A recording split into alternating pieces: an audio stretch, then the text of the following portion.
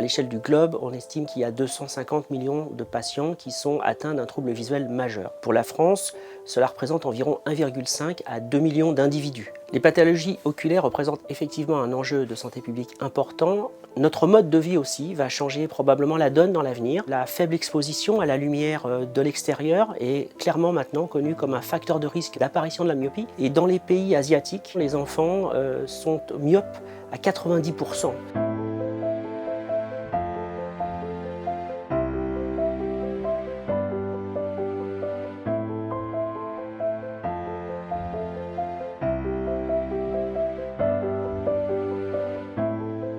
Ces jeunes chercheurs sont souvent dans des situations très précaires jusqu'à l'âge de 40 ans et il est important pour eux de pouvoir travailler dans des bonnes conditions. C'est vraiment fondamental pour pouvoir mener un projet de recherche à son terme.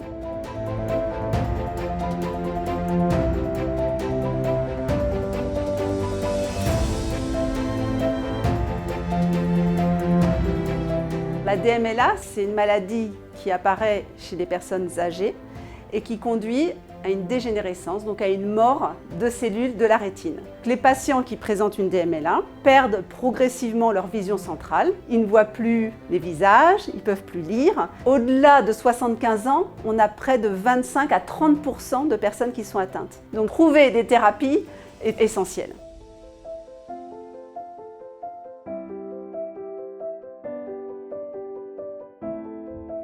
Avec l'essor de la biologie des cellules souches, la médecine régénérative qui utilise nos cellules souches est porteuse d'espoir en termes de thérapie pour les patients atteints de dégénérescence rétinienne. Il y a de nombreux domaines qui sont en cours de développement. Il y en aura d'encore plus excitants dans l'avenir où on sait qu'il y aura des applications importantes pour les patients pour améliorer leur santé visuelle.